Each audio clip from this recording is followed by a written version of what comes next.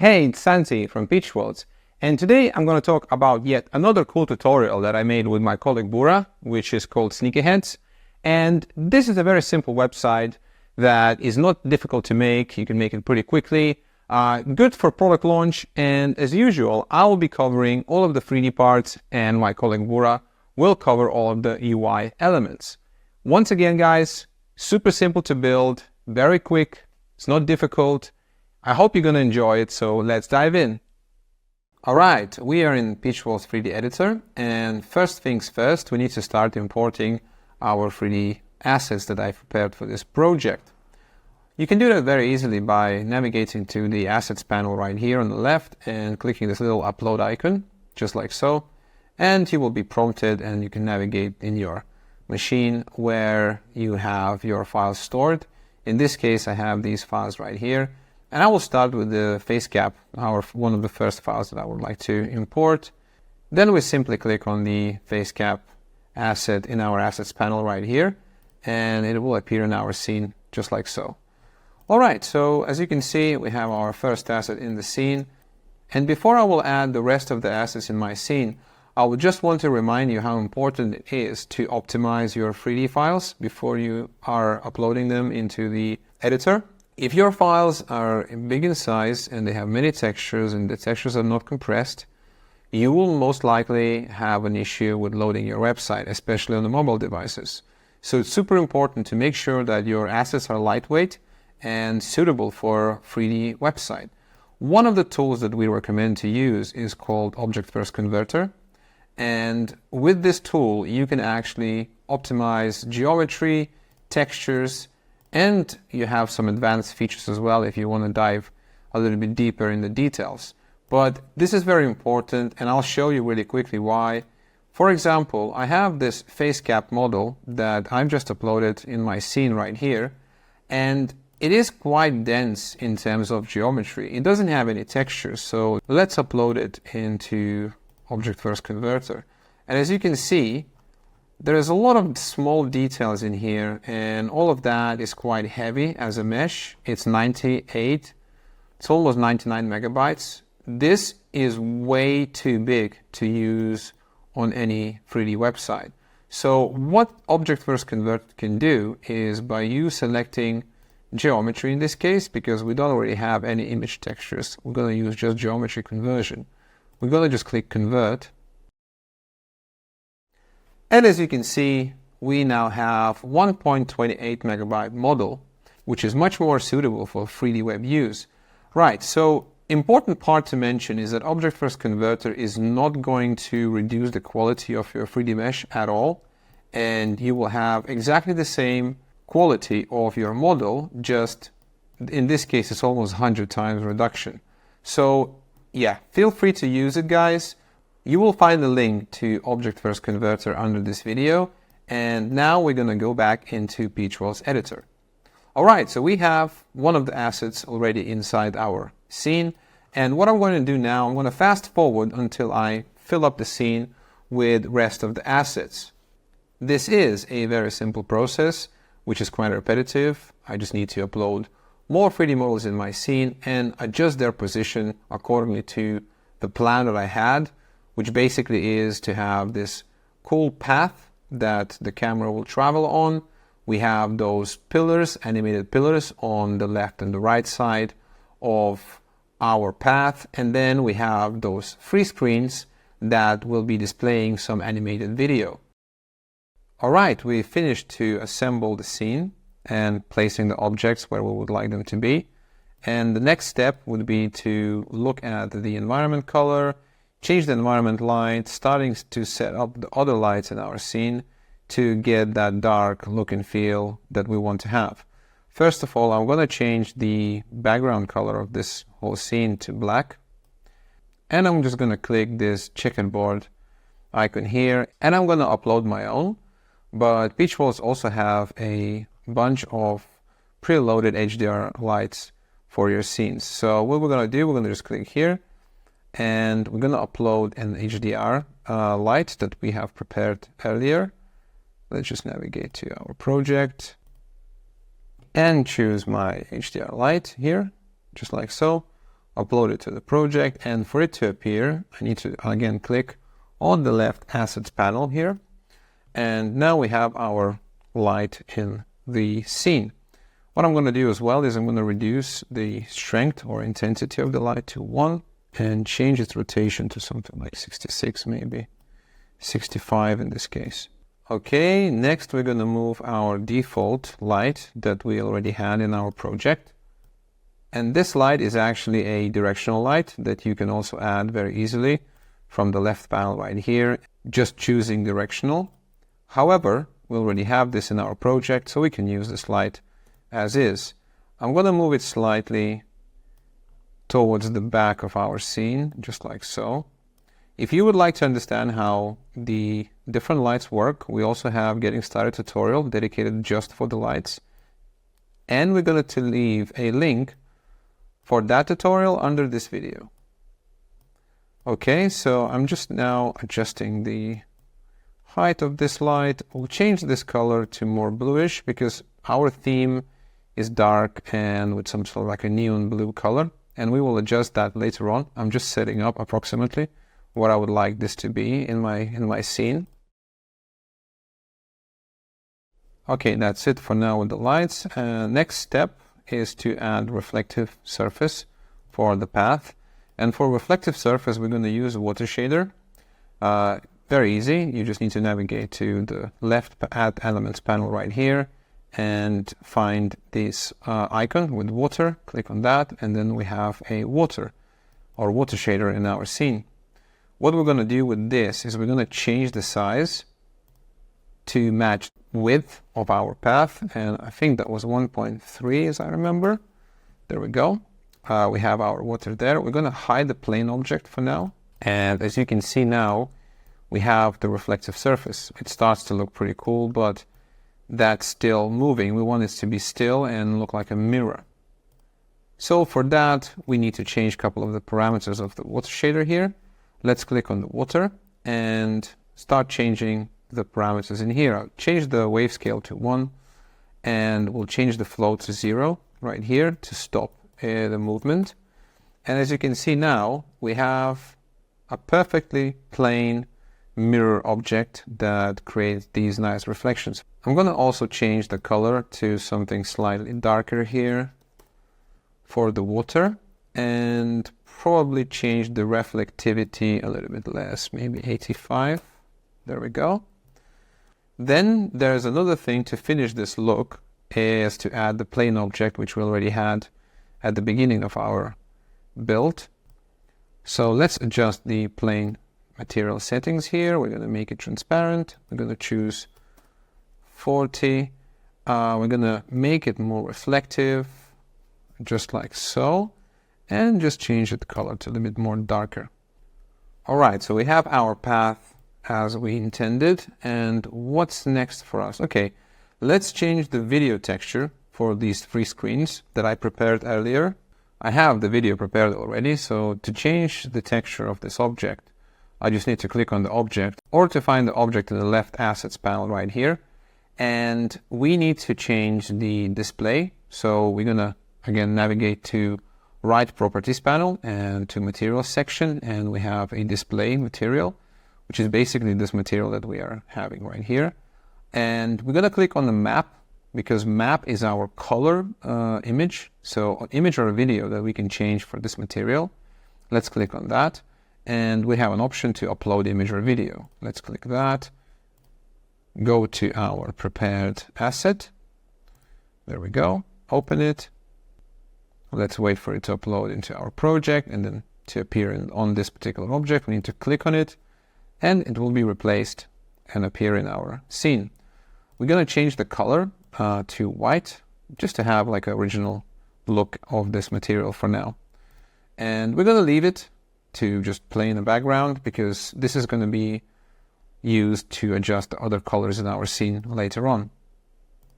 Cool. Next step, we want to change quickly the sides of our path. We have these little blue stripes, and we want them to look like they're glowing, like a neon bluish color. So let's just click on that and navigate to emission color here, and we change this color to something more bluish. leave it at this, so that now we can immediately see that it looks like it's kind of a neon, little neon light is shining there. Let's click on another side and do exactly the same. Just paste the desired color in the emission color slot here, and yeah, so we're getting there. Next, we're gonna look at our main object, which is the head. And what I'm gonna do here, and I wanna fast forward this process, I'm gonna just adjust different materials for the head. While I'm changing this model, don't forget to click like or subscribe to our channel. As well, please leave in comments your feedback if you would like these tutorials to be slightly different or you want to add some other details, and we will try and incorporate these things in our future tutorials. Okay, so we changed a couple of settings on our head with the cap, and what we want to do next is we probably want to adjust some of the effects in the scene to bring up more color, because we're going to be adding some extra lights and we want to see like a more final result on the look and feel of the scene. So let's navigate to the right properties panel, enable the effects right here, and first we're going to add brightness and contrast. So let's just click on that and click on the settings of the brightness and contrast, and we're going to change it to something like 0.5, and you will immediately see that it dramatically affects the look of our scene. It becomes more vibrant and obviously more contrasty, but that brings this kind of nice look and feel to the overall scene. And then we also maybe we just adjust this to slightly less contrast, maybe 45. We also want to enable hue saturation, and that will bring even more color, but I think it's too much. By default it's going to come up as 0.4, so I'm going to change to 0.25, just like so. All right. And now we're starting to see much more stylized look of our 3D scene. Perfect. Let's enable our object animation in the properties panel on the right here. Click animation. Maybe make it a little bit slower. And by the way, different models might not have animations in them, but we have this model that contains a looped animation. So you can actually have this in your scene, and it looks quite nice because it's moving. Make the scene look more dynamic when you're actually not scrolling. Next thing to do for us is to start adding some of the lights to light up this object to make it even more interesting. And we're going to start with the point light. Let's add the point light in our scene, just like so. All right. And we're going to position this light on the side of our object. And then just change a couple of the settings. So we choose a completely different color. Let's just change a couple of settings as well on intensity. So we're going to make it more intensive. It's 11. The distance we will reduce to something like 5, and decay we're going to increase to 4.5. All right, perfect. So this is our light that is illuminating the object from the side, and we want to add another light, which will be the spotlight. Let's do that. Navigate to our left Add Elements panel, choose the spotlight. All right. And let's adjust the spotlight to illuminate our object from the front a little bit. I'm just going to position this light in my desired location. So we're going to illuminate from the slight angle and from the bottom up. We change its color, and I guess we have the light set up for our scene. One thing I notice as well is that some of the colors that's supposed to look dark actually looks much brighter in my scene. And that could be a reason because I left ambient light on, and you can find ambient light on the right properties panel. And basically you can just enable and disable it, change its color. So I'm going to disable the ambient light right now. And there we go. Now we have a much more realistic desired effect. And I was just wondering why I'm not achieving it. And this was the reason. The ambient light was still on. So when you're building a project, make sure that you turn it on or off depending on what kind of effect you would like to achieve. All right, so what we also need to adjust is the box under the head object here. We need to adjust one of the materials here and enable emission color on it.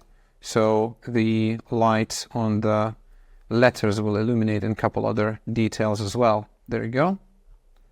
So now we have our box and our head almost finished in terms of the look and feel. And the head is animated, as you can see. What we can do next is we can start adjusting the camera and some of the animations that we would like to have in our scene, and then finalize overall look and feel with final touches. All right, so let's select our camera, toggle this little camera icon on the top toolbar right here to have our camera preview, and just enter the camera view. Now we can see our default camera view, and let's switch to the animate tab here. There we go. And click on our camera. And what I would like to do with the camera is I would like it to descend slightly from the top, reach the point where it's close to the surface of the path, and then straighten its angle and move towards the object and then stop. So I will start changing some of the parameters on the position and rotation for the camera, and don't forget to enable auto keyframe because I want to record my frames to be able to have this scrolling animation with the camera. Okay, so let's change this to Z-axis 12.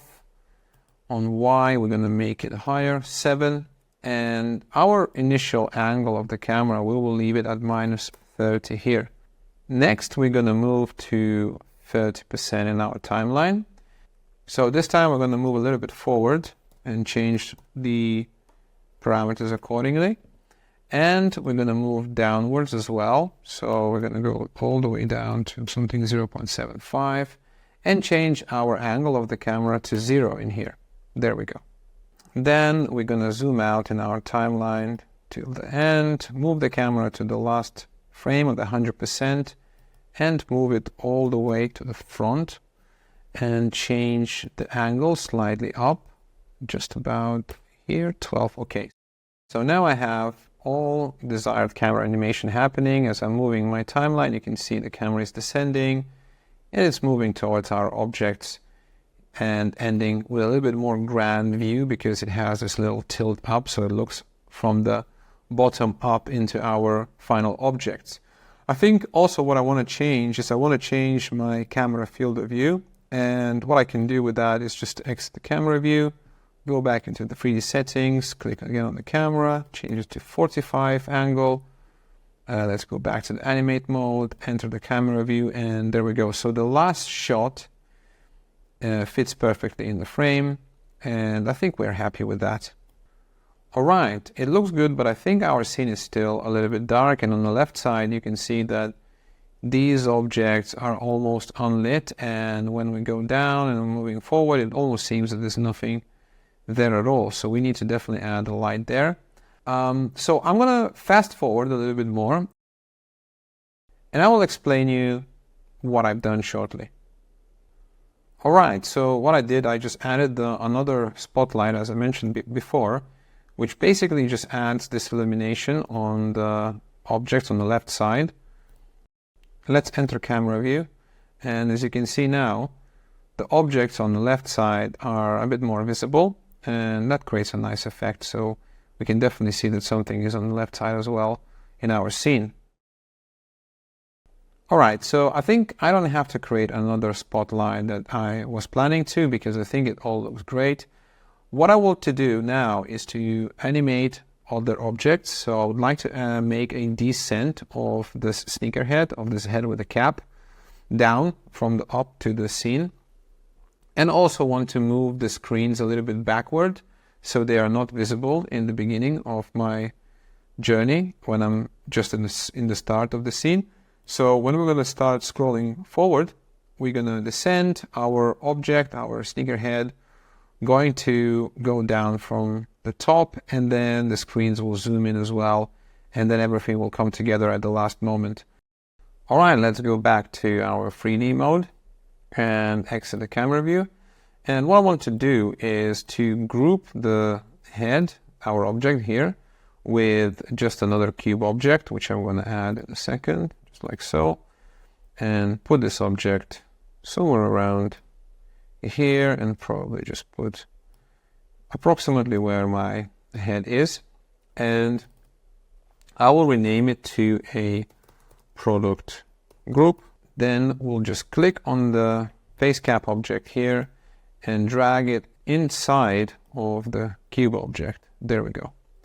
Then what we want to do is we want to select the product group, which is our cube object at the moment, with our sneaker head inside, and choose the cube material, which we have here. Make opacity to 0 and enable transparency. So we don't see the cube object. It's still there. We just don't see it. And what we can do now to animate these two objects together is to go back to animate mode, go back to 0, and we want this cube object together with our face cap to descend from the top as we scroll forward in our scene. So what we will do, we will make the animation of our sneaker head descending from the top of the scene down, and probably our stop point will be approximately 30% in the scene. And I think this is where we're going to start recording the frames. Let's click auto keyframe, and our cube object, or we rename it to product group, we want to save the position of it. So let's save the position of it. So now we have our product group position at 30%, exactly where we want it to be at the end of our scrolling. Let's go back to 0 and let's put it up. Let's put it up to, let's say, 5. Maybe 5 is a little bit too much. Let's say 4. And what we can do now, we can click on our main camera, enter the camera view, and just have a look if we can see the head in our animation. At the beginning, we can still see it. Let's go back and click on the product group, and let's add another number here. Let's 5, until it disappears from the view. And as you can see now, when we're scrolling, it's actually descending in the desired position. I think I'm going to just add a little bit more, maybe 6. So it completely disappears from our screen at the beginning and then starts to descend into our scene as we scroll forward. We have our sneaker head descending in the scene, and we don't see it in the beginning. So next step to do is to make the rotation of it. And what I want to do, I just want to record a y-axis rotation at 360 degrees all over the scroll of the timeline. So what we're going to do, we're going to record the first frame here with the y-axis at 0 degrees, and then we go to the 100% of our timeline and write down 360. This way, we have also a rotation of our sneaker head as it descends in our scene, and it keeps rotating until we reach the end of our animation. Perfect. Let's have a quick preview of what we have done so far. Okay, we are in our scene, and we start descending as we scroll forward. Sneaker head is going down, we are approaching it, it's spinning. Everything looks great, fantastic. So we have almost finished our 3D scene. What we need to do next is we need to add a fog effect. And I think what we also want is we want to have a little bit more reflection on the bottom of the scene as well. So we might add just another water shader there. And screens at the moment look quite static, although there is an animation. And I will show you how to create a little effect of changing the screen color as we're actually moving forward in our scene. Let's go back from the preview mode to our animate mode. And in this case, what we will do, we would like to move the screens back and make them approach the final position as we're scrolling forward. And for that, we're going to want to end the movement of the screens at approximately 30% as well. So let's record this frame here with the position. Let's select our object, which is the screens free 1C. And our position currently here is Z minus 15. Let's click on it and record the frame here. And let's go back to 0 and put it a little bit backward to probably minus 22. Now we have our screens also moving forward towards us as we are scrolling down and moving forward in our animation. So what we want to do is we want to add another effect, and that effect is called fog. So let's just click on the top toolbar here to enable Write Properties panel and global settings in there. Let's navigate to fog and just enable it. Okay. And we want to change a couple of parameters first. So we would like to use the fog color, same as a background color. So let's click yes here. And we want to adjust our fog density and how far it is from the camera. And we're going to just increase the far setting here to 40. There we go. Now, if we're going to go back into the start of our scene, we can see that the screens are not visible. But as soon as we start to descend and move forward, the screens are coming into the view and we have all the scene complete at the end. Fantastic. What else is missing in here is another effect that I would like to add, which is called bloom. So let's just enable bloom effect. What we want to adjust is some of the settings here because it's a little bit too much at the moment. And everything looks a little bit washed out, which we definitely don't want that. We want to keep the crispness of our scene. So I think what we can do is just change the intensity to something like 0.4 to bring it a little bit down. And then we retain that nice glow of some of the brighter objects in our scene.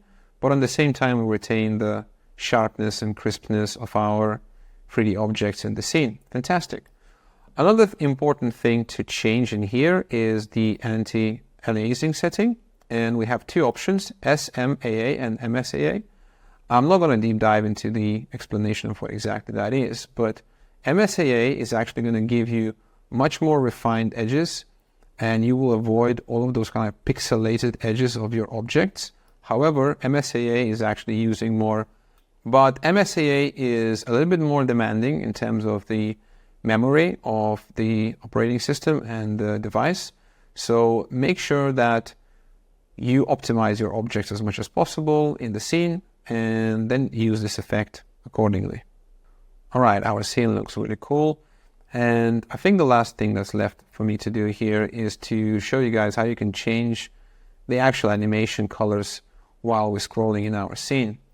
What we're going to do is we're probably going to set up the final look, the final color at the end of our timeline here. And to do that, we're just going to click on our display material, go down and start changing its color accordingly. So first of all, we're going to change emission color and we're going to change the roughness and metalness settings a little bit more to these parameters right here. All right, so now we recorded the display material settings in our timeline. This is the final look as we approach the end of our scene. We're also probably going to make it completely white. Look in here, perfect. All right, now we're going to move to approximately 75% in here and once again change the emissive color, and we're going to choose something more red-ish, just like so. All right, and a couple more settings here, perfect. Something along these lines, similar to this color, there we go. And then we're going to move back all the way back to approximately 40% and do the change again to more like a greenish yellowish style here. Maybe make it a little bit brighter, just like so. And now when we are scrolling in our timeline, our colors of this animation in the background will also change and it creates a really nice effect. I think that's probably it. Let me just check quickly and let's preview. All right, we are in the beginning of our scene. We can see that the screens are still visible, so we're going to change that quickly. But let's scroll down and look at our effects now. Fantastic. We're going down, we're approaching our object. Our screen color is changing as we're scrolling forward. And we're ending up with this beautiful reveal of all of the scene and our main object in it. Fantastic. Let's go back and fix this initial look. Scroll back down. And let's move the screen objects a little bit more backwards to probably something like 24. And let's preview one more time. All right, so we now can see that our screens are barely visible. And I think that's going to be okay for this scene. Let's just have a look one more time. Fantastic. We're moving forward and revealing the final object. Perfect. I really hope that this tutorial, guys, will help you to get started with PeachWeb's editor and experiment by yourselves by adding and remixing this scene with the different 3D objects and different UI. And as I spoke about UI, my colleague Bura will be showing you in the next part of this tutorial how to create the UI for this scene. I hope that you guys enjoyed it, and let us know if you would like to have more different tutorials about specific topics, like how do we create these models for the scenes. Maybe we will talk about how to optimize them in a bit more detail and so on. Thank you very much.